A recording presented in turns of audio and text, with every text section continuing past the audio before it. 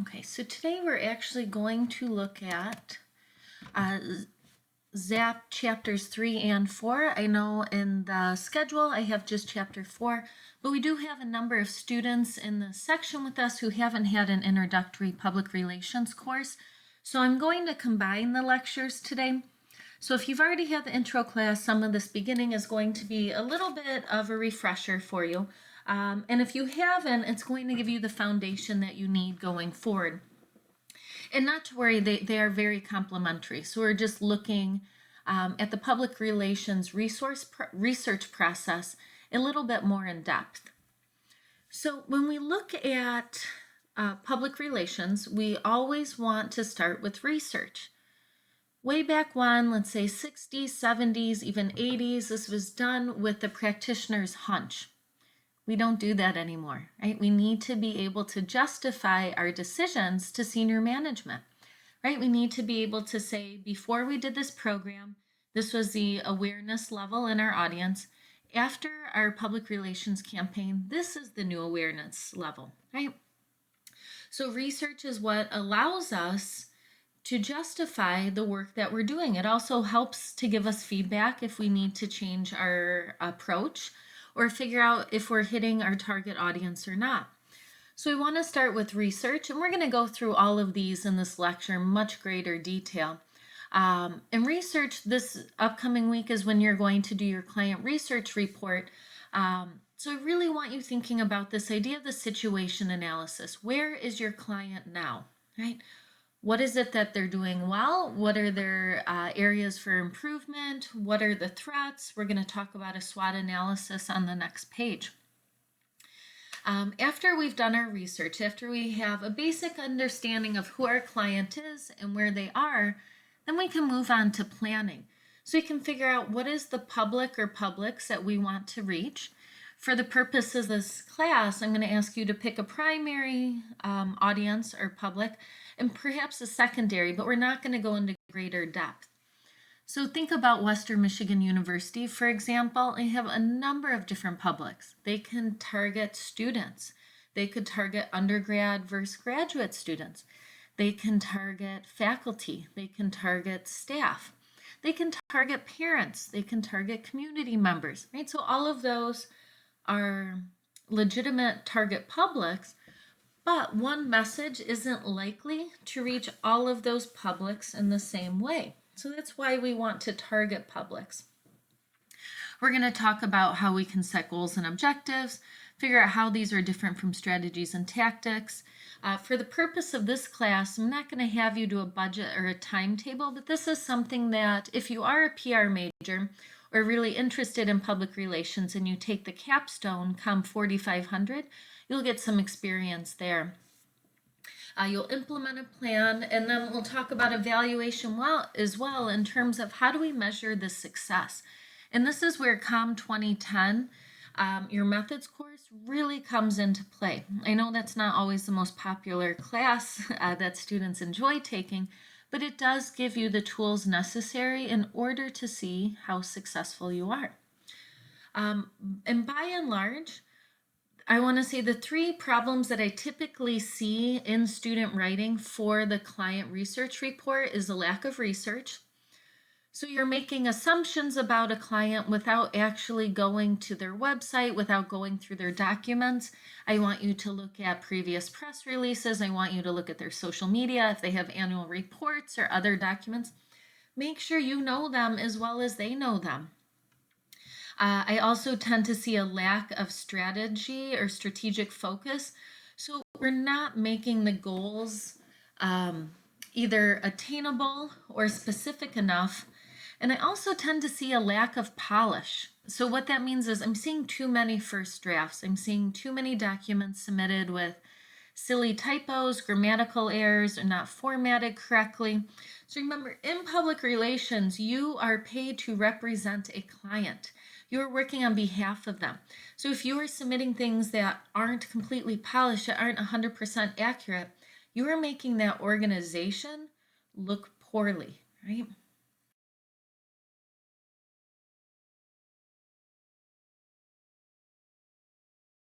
We're going to go on and talk about now the situation analysis. And again, this is part of research, and this is something that you will be doing this week for your client research report. A lot of times we call it a SWOT analysis, and that is an acronym for strengths, weaknesses, opportunities, and threats.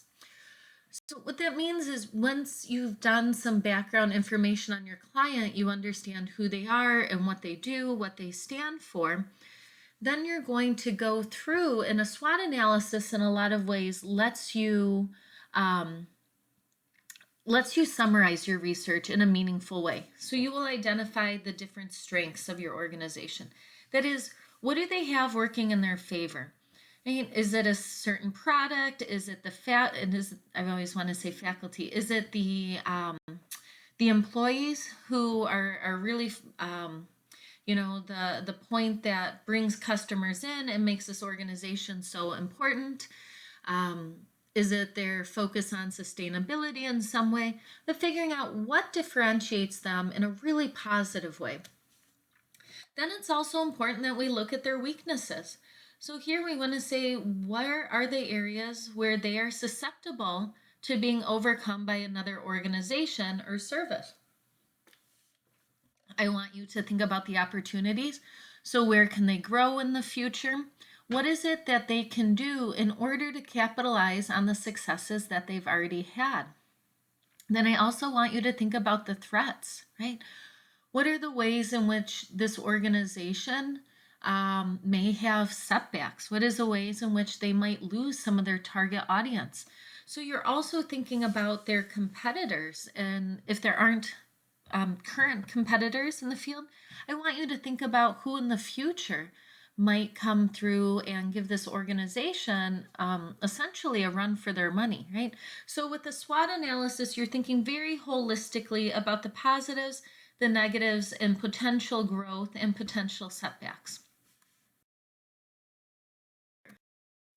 Okay, so we've done some basic research. We understand the situation analysis. We have winnowed down our publics. Now we have to decide, what exactly do we want to do? How are we going to reach these publics, and how are we going to start to emphasize more of our strengths and minimize our weaknesses? And I want to start with the highest level, our goals. Okay? Goals, think of those as your overarching umbrella, right? This is the general course of action that you want your public relations campaign to take. So you might say, my general goal is to let undergraduate and graduate students know that Western Michigan University cares about them, right? And so that would be our general goal, right? This idea that we at Western are here to support our students and in their learning endeavors, right? And in their life goals. So that is very, very broad, right? But we know in general that we want our students, whether they're graduate or undergraduates, we want them to know that we are here to support them. So after we set this really large goal, then we can start to become more and more specific. So think of it as a funnel.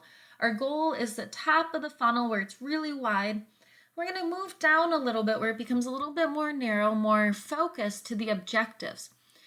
Objectives are measurable, right? Objectives are specific expectations in a time frame. Later on, we're going to talk about SMART objectives, and that is, again, another acronym that will help you to be more successful in this course, but more specifically when you go into public relations, strategic communication, any type of professional communication. But an objective, for example, for thinking about Western students, a campaign directed to let students know that we're here to help them. We can say that an objective would be to make sure students know that 90% of Western undergrads finish within 4 years, and let's say that 75% of graduate students finish within 2 to 4 years based on program expectations. So in that we can see that it's very specific, right? And we have a time frame too. And again, I'm going to give you some more examples as we move. Okay, now I want to look at types of goals. So we're moving on to the planning. And again, oh, oops, sorry about that. We just did that. So strategy and tactics. So again, still in the planning phase here. What we're seeing here is this is where, if we're thinking back to the funnel, we're getting more and more specific, right? So the strategy then is approach devised to reach our goals and objectives. So the strategy here, if we decide, we can think about the Western example again, where we want our students to know we care about them. A strategy might be saying that through mediated channels, we want students to know that we care about them, right? So our strategy is to use mediated channels. Tactics just further, how do I want to explain this? Tactics are the various tools or vehicles you use to achieve your strategy. So if we say we want to use mediated vehicles to reach out to students to let them know we care about them. We might say we're going to use a university Twitter account. We might say that we're going to develop a Facebook page. We might decide to implement Instagram or Snapchat, right? So those various tactics would be the specific ways that we are. Strategies then, again, we can think of them in a couple of different ways. Relationship building, in a lot of ways, most of your strategies will acknowledge relationships in some ways. It's this idea of we want there to be a strong reciprocal partnership between an organization and its stakeholders. We want them to know it's a two-way communicative relationship where they're able to reach out and provide feedback as well. It may be simply a communication-based strategy. So the example I just gave in saying we're going to use mediated channels to reach out and inform our targets, right? Our students, that Western cares about them. Great example of a communication-based strategy. Event-oriented too. If you recognize that, think about Red Frog. So if you don't know them already, they're this really innovative public relations event planning firm out of Chicago, and they do a lot of the color runs. I believe they do Tough Mudder as well, and a number of different events, right? So a lot of their organization is based on planning and executing events. So many of the strategies that they set are going to be event oriented. So this idea that we're creating some type of activity to bring parts of our target publics together in order to influence them and in order to create news, right? To create publicity. So some different research methods that you can use in order to start this process, right? And now we're really starting to move into chapter 4 here. We have primary methods, and again, if you've taken your 2010 already, you might have seen this. If you haven't, this is more information that you'll go into in much greater detail in your methods course. But your primary methods are when you're actually collecting data in some way. So it means you can create a survey through Qualtrics or SurveyMonkey, something like that. So you are asking questions and looking for target publics to be responsive. You might decide that you don't want to do a quantitative survey, that you actually need to talk to people, so you might hold a focus group or do an interview.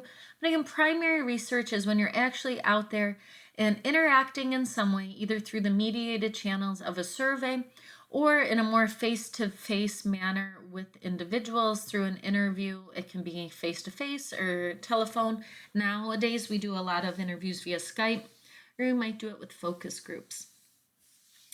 Secondary data, on the other hand, if we hear about this idea of big data now, this is when we're getting information that we haven't collected ourselves.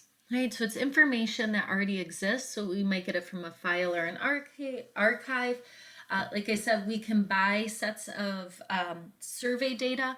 I know when I was in the healthcare sector, we'd be able to go to different like vitamin manufacturers and buy their data about what type of person is purchasing their products.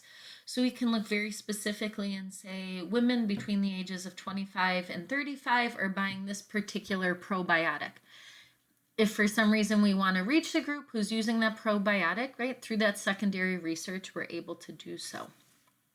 So here, again, we're not going to do a lot. You're not actually going to conduct research in this class, but it's important you understand where we can access information to start these campaigns. Right? All of your campaigns are going to be grounded in research. It's unacceptable to try and practice public relations any other way.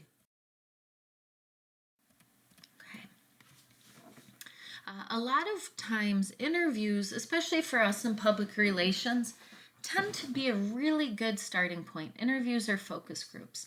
And that's because in a survey, a lot of times we're using Likert type items where you can respond 1 through 7, so strongly disagree to strongly agree, or maybe it's 1 through 5. And sometimes we do build in open-ended items, but people don't always take the time to respond as thoroughly as they can. A lot of times they just click through to finish it. In an interview, it is harder for a subject to be distracted, right? So when you go in for an interview, again, you tend to be engaged. You tend to be very thoughtful and mindful with your responses. So when you are conducting an interview or doing a focus group, so a focus group is similar to an interview, but we have a number of individuals participating at one time, which can be really helpful. Let's say we want to reach out to new parents. If we bring in 5 to 10 new parents at a time, we can get piggybacking going on. So if I hear the person next to me say, I've tried to use this swaddle method and it's not necessarily working, I might say, oh my gosh, me too, and here are the issues that I've had. Whereas with an interview, we just have one person generating information. Interviews can be helpful if we're talking about sensitive information or something that might be a little bit more comfortable for people to talk about on a one-on-one basis. You have to do your homework before you conduct an interview. This is not something you want to show up and quote unquote wing, right? We want to make sure that we're seen as a professional. And again, we're always representing the organization who's employing us. So we want to show that this is an organization that is reputable, that it understands and appreciates the relationships it has with its stakeholders. So with that in mind, make sure you know who you're interviewing, you understand the target public. You have some questions prepared. It doesn't mean that we have to go through, if we have 10 questions and ask 1, 2, 3, 4, all the way to 10, because anything with interviews is maybe our target public, the person we're interviewing, says something really interesting. Then we might say, can you follow up on that? Can you give me more information? Or I'd like to hear more about X, Y, and Z. And you can decide what to do based on listening, right? So you might jot down some notes. Oftentimes these interviews are recorded with the permission of our interviewee. But by listening, then we're able to say, oh, wow, I didn't anticipate them saying that. So now I'm going to follow this line of questioning. And it means that you can come back to the original questions. In fact, the final bullet here is this idea that I want to make sure that you review your initial questions before you conclude the interview. So we might get so excited, we might explore a number of different avenues we didn't plan for, but there might be some questions that we need legitimate answers to before we let this interviewee leave. So we talked a little bit about focus groups versus surveys. So like I said, in focus groups, we have a lot of people will call them small group interviews. They're just a number of individuals, right? So we're not just talking to one person at a time. We typically will have 3 to 10 people. After 10, it becomes hard to manage. So we want it small enough where everyone feels engaged and like their attitude matters. Because focus groups take time, we have to arrange it so our participants can be there at the same time, that we can have a moderator there. Typically, we'll do a couple of focus groups. So they're more challenging. We tend to have a smaller N. That means we tend to have a smaller overall number of participants than if we used a survey, on the other hand. So surveys now, especially with Turks on Amazon and different pools through things like Qualtrics, we can pay and very, very quickly have quantitative data on a large number of people. Even if we don't want to pay, if we want to do a campaign to have our publics respond, right, we can still get a large amount of data in a relatively short amount of time. Again, geography doesn't matter, right? As long as we're sending out a URL that works, and we're able to have someone who's in Africa take the survey the same way as someone who's in Italy, in Australia, and in Kalamazoo. So how do we decide what to ask? And again, a lot of this, if you've had 2010, you've gone over it. If not, this is just a high-level overview. One, decide close-ended versus open-ended. Close-ended are the like items. So if we're doing a quantitative online survey, there's a good chance many of the items you're going to do are close-ended. So we can look and get quantitative data to look at means and other measures to differentiate our stakeholders, right? So you might look and see, if we're thinking about the Western example we've talked about through this lecture, we might look and see on our grad students versus undergrads, how many believe that Western cares about them? Does that break down whether you're doing a master's or a PhD, or if you're a freshman undergrad or a senior undergrad? So the close-ended questions are going to help us make that determination. On the other hand, if we want to know, tell me why or why not you think Western cares or does not care for you, open-ended is going to be the route that we select. Because we want to know, in participants' own words, how they're drawing these assessments, right? When we create these questions, we don't want to make them all over the map, right? We want to make sure that they progress in a logical order. So if first we're talking about questions in tuition, and then we're moving into questions about classes and interactions with professors, and then we might move into questions about campus, community, and feel, that makes sense. What doesn't make sense is to say, how do you feel cared for when you're walking across campus? Tell me how you think tuition affects the way that Western cares for you. Oh, we're going back to ask about how campus dining affects you in this assessment, right? We want to avoid leading, biased, or double-barrel questions. So we wouldn't want to say something like, Western cares about you, tell me why, because that makes the participant feel like they have to say Western cares about them, whether or not that is their honest assessment, right? Double-barreled questions simply mean that you're asking two questions in one. Tell me why you think tuition and faculty go into your assessment of why Western cares about you, right? So we would ask one question about tuition and then a secondary question about faculty. We wouldn't put those both in one particular question. Finally, make sure the information is focused. Also, whether you're doing a quantitative survey or you're doing an interview or focus groups, always encourage you to test your survey instrument. That means do a sample interview, do a sample focus group, have a couple people click through your survey before you introduce it more widely. Because sometimes, one, we'll catch silly mistakes. Two, then we have people on a smaller level who can tell us what their experience was. Was it too long? Was it too short? Did they understand questions? Did they get tripped up anywhere? We can also look at that data in those small samples and see if it's answering the questions we want. There's nothing worse than finishing a campaign and realizing, oops, if I had just asked this one question, or if I had clarified this ahead of time, right? Because we can't go back typically and ask people. It's going to be different. They're going to be in a different mindset if we are able to go back and find them than when we did it originally. So this is something you've probably heard the old adage to measure twice and cut once, right? So we make sure that we're not wasting a lot of times lumber in that instance. Same thing here. We want to make sure we're going through and our questions are complete, they're accurate, they're measuring what we want them to measure, that they're giving us a holistic view of what we're seeking to answer. We do that first so that when we don't get to the end and realize that we have some gaps in the questions we are seeking to answer. Because we won't be workshopping our client reports in this particular class because we're in an online environment, and especially because it's an 8-week summer course.